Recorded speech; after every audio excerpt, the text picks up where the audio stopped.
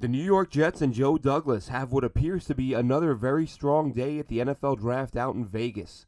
I'm Glenn Naughton with Jet Nation Radio and JetNation.com. Be sure to log into JetNation.com where you can register and become a part of what is the most active Jets message board on the web. And as you might expect, as I said yesterday, the Jet Nation forums are buzzing. People are pumped over what's happening. And it's not just Jets fans. I'm getting texts from some of my non-Jets fans friends, and they're just... They sound like the national media right now. You guys are killing it. What a class. What a haul. You're getting player after player. And listen, every year, every class, we try to find the silver lining or the best possible outcome and try to get excited about the picks, even if there's that thing deep down where you're like, I'm not so sure this is the right guy. Joe Douglas right now, what Joe Douglas is doing, it doesn't matter whether it's the national media, the local media, your average fan on Twitter, he's getting praise up and down the board as he should be. Yesterday, it's Breece Hall, running back out of Iowa State, regarded by many. He was the only guy, at least that I saw, who was getting consistent talk as a potential first-round pick. A lot of people saying Buffalo at 25, which had me saying, Jesus, do you really want to face this guy twice a year? I actually mocked him to the Jets at 51, I believe. In my Jet Nation mock draft. He goes earlier than that and would have gone even earlier. According to Mike Garafolo of the NFL Network, Joe Douglas was trying to trade up on day one to make Breece Hall his fourth first-round pick, which, can we take a moment and say Joe Douglas is not playing games? This is it. Joe Douglas understands that it's time for this team to start winning games. Year one, let's face it wasn't his roster. It was one draft class and one or two street free agents. That was his only input on that team. Then he has his second draft class last year, which, as of today, I know we got to give it 3 years, but as of today, last year's draft class looking pretty damn good. It really is. And now we have year three, draft three, and Joe Douglas is just, he's a monster right now.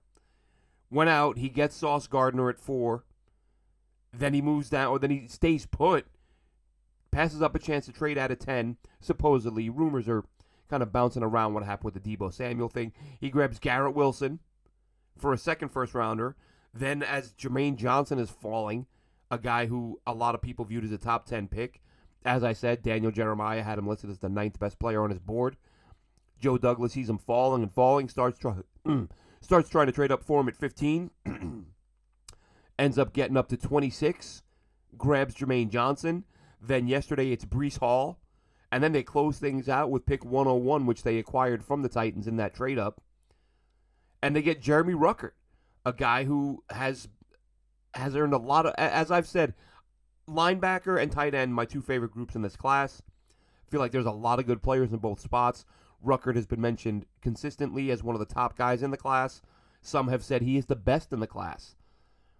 I know Chris Sims said it. If you listen to this show, we had Chris Schobert on from the Draft Network, and he said that when they were out in Mobile, he's watching Ruckert, and he just said, looks like a smoother player. Looks like a better player than a lot of the guys who were getting praise over him. And now the Jets, and how great of a moment is that? If you haven't seen it already, check out the reaction of the family. You're talking Long Island kid, grew up a Jets fan, surrounded in his own home by Jets fans. One of the most authentic reactions you'll ever see to a guy getting drafted. They went absolutely nuts. You had a Jets chant in the living room. He goes outside with his friends and neighbors. They do a Jets chant outside. This guy, look, I'm not a jersey guy. I do polos, hats, whatever. I'm getting some Ruckert jerseys for my kids, and I might get one. If Jeremy Ruckert doesn't have the top-selling jersey for the Jets this year, something's wrong. This guy is a legit, no-joke Jets fan. Even pre-draft, we saw the pictures of him, wearing the helmet. We saw he had a car hood and hanging up in his weight room at home with a Jets logo on it, like legit, real deal Jets fan. And a player can play, doesn't have to come off the field, can catch the ball. And I tweeted this, 3 months ago after watching a few of his games. This guy's going to be a better pro than a collegian. I have no doubt. The guy, he happened to play at a school where they have nothing but 5-star wide receivers, and they throw the ball down the field all day. And Jeremy Ruckert's got to get the crumbs. And so, what he had 30 catches, I believe, last year. But you look at some of those catches, the fully extended, the leaping, the one-handed grabs. You saw a few of those. I mean, multiples. Most teams have that guy on their roster, and he's seeing 8, 10 targets a game. Ohio State, 2 targets a game, 3 targets a game. Not a lot of chances to make plays. Only 300 yards last year. But I'm going to tell you what, he will be a better pro than a college player. And with what the Jets have brought in at tight end already this offseason, he's going to take a year to learn. He should still get some reps. I mean, the Jets love their 2 tight end sets. He can line up a little bit at fullback, H-back. So there will be ways to get him on the field, get him involved. And I think that would be, I mean, listen, the Jets, as far as I'm concerned, build around Zach Wilson. Mission accomplished. That mission accomplished. Is there room for another receiver in the draft? Maybe. Do you need one? I mean, is Zach Wilson's success going to be based on whether or not he's got a good wide receiver 4 or 5? I mean, let's be real here, okay? He's got the O-line, Mekhi Becton pending. I get it. But he's got the O-line. You've got AVT, who's going to be a stud. You've got a solid center in McGovern. You've got a fantastic player in Laken Tomlinson who's come in. We saw what George Fan could do. This O-line, if it's not top 5 or 10, it is easily top half of the league. This line, and we're talking about a team who over the past 5, 6, 7 years has seen a lot of offensive lines that you could easily say, or that were bottom 3, especially in pass protection. But this O-line now, Zach Wilson, year 2, don't care. No excuses. You've got Elijah Moore coming back after, putting up some really good numbers as a rookie when Zach was out. So the pressure's on Zach to show that he can get these guys to thrive. Garrett Wilson on one side, Moore on the other, Corey Davis. Maybe you have more guys are going to switch it up in the slot. You've got Berrios, who finished strong last year and has a lot of chemistry with Zach Wilson. He should see the field. You've got the tight end. You just have Breece Hall. Breece Hall might take the RB1 job by the time the season's out. He might take it by the time the season starts. He's the more explosive guy between him and Michael Carter. And I love Michael Carter. They can both catch the ball out of the backfield. They can both get the edge. They can both run up. They're not afraid to run up the middle. So you've got 2 backs who can do it all. You've got 3 tight ends who can do it all. All 3 of the tight ends can block. All 3 of the tight ends can catch. You've got 2 sub 440 receivers on the outside. Again, depending on the alignment. And again, I've said it a million times with Corey Davis. As much as people knock the guy, I get it. He had some drops last year. He was on pace for a 800-900 yard season with 8 or 9 touchdowns. I see nothing wrong with that. Fans get all up in arms because he had some drops. I don't care. I don't see it. I don't get the hate. I get the frustration. It was a terrible year. He had more drops than he'd ever had as a pro. He'd had a couple fumbles. But listen, how about let's call it what it is. It's a one-off. It's an aberration. And if things don't work out with him this year, he'll be let go. And you now have a couple of guys on the roster who, if he really struggles, he becomes a rotational guy. He sees less of the field, and it's more for the other guys. And speaking of the other guys, 2 picks today, round 4. And I'll tell you what, there's enough talent left on the board that I'd be surprised if we don't see a trade down, because there's going to be someone who's good enough that a team is willing to move up. Someone's going to want to move up a couple of spots and grab somebody. But Joe Douglas might say, listen, we don't like the talent outside of round 5, outside of, mid-round 4. We're going to keep these 2 early 4s. I believe it's 6 and 14 in round 4. Joe Douglas might just make these 2 picks and call it a draft. And it would be a huge win. And we'll run through some names, some possible targets for the Jets with these 2 picks in the 4th. 2 guys I want to mention right off the bat, mocked both of them to the Jets in the mock that I did. 2 of my favorite players in this class have been for a while. Dylan Terman at Gen Nation Radio actually is the one who, both these guys, when I started my film, a few months ago, just watching daily, he pointed out both these guys. Said, check out JoJo Domann of Nebraska. Check out Jesse Luquette of Penn State. And I jotted them down, put them on my list, and sure enough, came away, loved both players. JoJo Domann, converted safety, can cover really well. And Jesse Luquette is a guy who does a little bit of everything at Penn State. Played inside, played outside. You saw him line up with his hand in the dirt. I probably said a lot of this during the mock video because I did mock both of them to the Jets. Two very different players. Would love to see the Jets come away with one of them. I don't think they'll come away with both. I think you'll see them go O-line, but you might go DT. You still need to beef up that D-line a little bit, unless they really, really like Jonathan Marshall, in which case they may, in their minds, have a guy that alleviates that a little bit, that need. But I'm just going to I jotted down, 15 or so names of some of the top players remaining who could be on the board. Run through a few who I think would be a nice addition for the Jets. Perion Winfrey, I mentioned yesterday, is a possible pick in round 2. Really good DT from Oklahoma. And a guy that, again, having just said that they do need to beef up that D-line a little bit. Calvin Austin, wide receiver out of Memphis. I don't see them going with another receiver.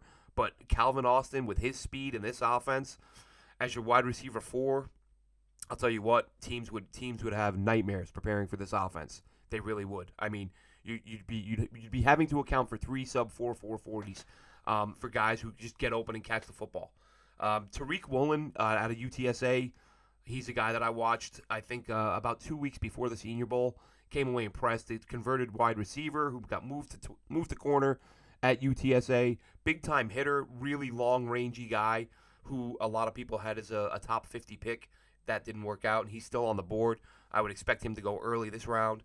Daniel Falele would probably be the only human being in the draft bigger than Mekhi Becton, right tackle out of Minnesota. I don't see that happening. I don't think he's a great fit, but it would be intriguing to see that guy and Mekhi Becton on the same line pushing people around. JoJo Doman, I mentioned. Kobe Bryant. Now, this would be an interesting one because he drafted his teammate at 4 in Sauce Gardner. Kobe Bryant did a really nice job for Cincinnati last year, and I think that he's a guy who isn't, I've said for a while now, I don't know why he wasn't getting a little bit more love. Kingsley Enagbare, edge rusher out of South Carolina. I think he's a guy who has some really good traits as a pass rusher, and you can't have enough of them. So if they grab one today, fantastic. Neil Farrell, DT for LSU. I think I mentioned him on some previous episodes. Strong as a bull. The guy just clogs up the middle and just moves bodies. That's what he does. And listen, the way the league is going, guys like him don't have as much value as they did, but there's still some value there. In years past, he probably goes much earlier than this. As things stand today, he's still on the board. You got Rasheed Walker, another Penn State guy. I love this Penn State class. There's so many guys in this Penn State class that I would have loved to see the Jets come away with. Rasheed Walker's another one. Plays offensive tackle. The Jets should look to add some depth there at some point. Next guy up, Brandon Smith, Penn State. Inside linebacker, the Jets do need some depth there. I don't see how long. I don't see C.J. Mosley hanging around beyond this year, not at his cap number anyway. The Jets may have to rework that a little bit. Kellen Diesch, offensive tackle, Arizona State. I mentioned him. Had him to the Jets in my mock as well. Based more than anything on his ability to move. I think he moves as good as, if not better than any tackle in this class. You have an offense where you like to, we see a lot of stretch plays. We see a lot of screens. You want a guy who can get out in front and block for you. Does he need to get stronger? Absolutely. Arms aren't as long as you'd like, so there's a couple knocks on him.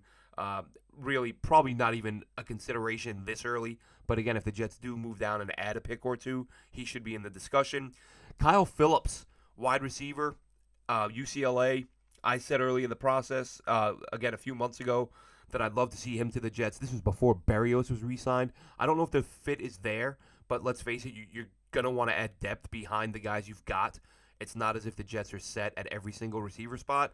And if you're going to add a body, you could sure do a lot worse than Kyle Phillips. Guy just gets open in the slot, excellent punt returner. He's almost like a Braxton Berrios light in terms of what he brings. I don't think he's not as fast as Berrios, but he can return punts. He can play the slot. A guy I like a lot. Had himself a pretty decent day against Derek Stingley. If you go back and watch UCLA LSU, Darian Beavers. When you watch a million games over the course of several months, there will be guys you really like, or at least for me, and then as time goes on, you kind of forget about them. Like, you remember that you liked them, but until you go back and watch them again, you forget how much you like them. For me, Darian Beavers was one of those guys. Loved him early in the process. Thought he was too big to play in this defense, but then he goes to the combine, shows he's an athletic freak. He does have the traits to play in an offense or in a defense where you're asking guys to move around a whole lot. And then went back and watched a couple of his games last week, and I was like, man, I forgot how much I like Darian Beavers. The guy's just he's we talk about unicorns. Joe Douglas, Robert Saleh. They've talked about unicorns. There are a lot of them in this draft. And Darian Beavers, to me, is one of them when you look at his athletic profile and his size. DeMarco Jackson, Appalachian State, smaller school guy. I'm trying. Appalachian had a receiver. I think I watched a couple of their games to get a look at one of their receivers. And as it turned out, DeMarco Jackson just stood out, was all over the field making plays. And I just thought this is a nice mid-late round, probably late round guy who, you could plug in the middle of your defense. Mentioned Jesse Luketa. The last guy I want to touch on, one of the first players I think I tweeted about during draft season, is Tennessee defensive tackle Matthew Butler. Now, if you want to see how good Matthew Butler is, I would tell you to go watch Tennessee, Alabama. The guy was an absolute monster. He can move the pile. He can walk guys back into the pocket. You see him making plays where he's getting blocked with. He's getting blocked by an interior lineman. He manages, while engaged with the block, frees up a hand and pulls the ball carrier down at the line of scrimmage. So lots of run stuffs, and he can get to the passer a little bit, and as I said, walk defenders back. So Matthew Butler was a guy I like, almost along the lines of Darian Beavers. Butler was one of the first guys I really liked. Watched him again 3 or 4 days ago. As I said, it was specifically the Tennessee-Alabama game, which I honestly can't recall if that was one of the early games I watched. But I came away from that game thinking, wow, this guy, I forgot how good he was. So, and I've heard a lot of talk about him in the sort of the I forget which All-Star game he played in, East-West Shrine, whichever one it was. I remember hearing a lot of praise for him, which I thought that's great. Let's you need some D-line, and Matt Henningsen's another guy I forgot to mention, another interior D lineman who I thought looked good on film, and then he had his pro day and absolutely blew it out of the water, and it could be a guy who goes, who helped his stock a lot with a really strong pro day. So what'll the Jets do? Who knows? There are some talent. There are more. I wasn't going to sit here and go through 40, 50 guys to discuss 2 draft picks, but as it stands, the Jets have 2 picks in the early parts of the 4th round. So I wanted to go over sort of 15 or 16 guys because with where the Jets are, hell, 11 of them are probably gone. So out of the guys I just mentioned, may only have a couple available. But as it stands, folks, 2 more picks to go. Joe Douglas could always trade down, but even if he just stays where he is, takes who he can, I think you'd be out of your mind not to be excited about this draft class. I'm excited to see later today. Always enjoy the UDFA guys. See which undrafted free agents the Jets pluck, and once the process has wrapped up, we'll do another quick draft recap video, everything in full, and then probably another one tomorrow talking about some of the UDFAs because they kind of trickle in throughout the day, and we won't have a full list maybe even for a couple of days. But if we can get a handful of names by tomorrow, we will do another segment and tell you what we know about those guys. So thanks so much for checking it out. As I said, the forums, jetnation.com, give them a look. Jet Nation Radio, Dylan Terman, Alex Varallo, they will be going, I believe they're doing an episode Tuesday night. We may try to sort something out where we all get together because draft's done, just about done, and it's fun to wrap it up, and we'll do some more of that tomorrow or within the coming days. Have a good one, Jets fans.